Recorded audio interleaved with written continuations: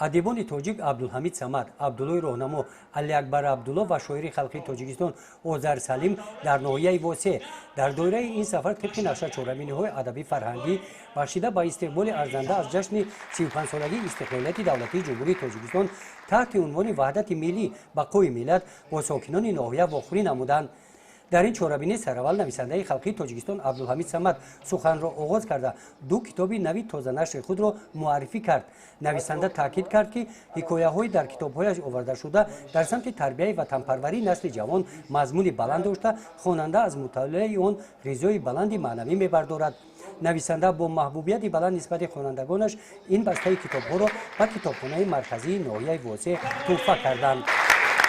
عبدالحمید صمد زاده ناحیه واسع میباشند. در سخنرانیش در تربیت و به کمال رسیش از زحمت استادانش یادآور گردیدند.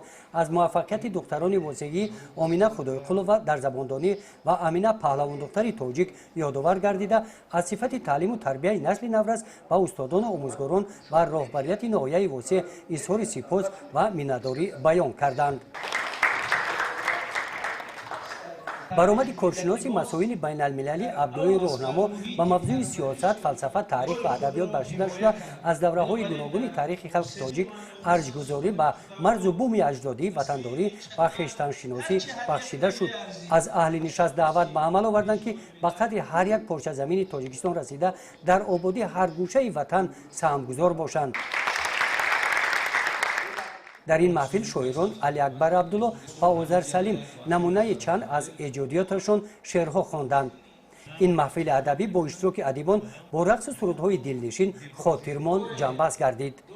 گزارش خواجه نظریف خدای نظر ظهوروف از ناحیه واسع برای برنامه اطلاعاتی نوید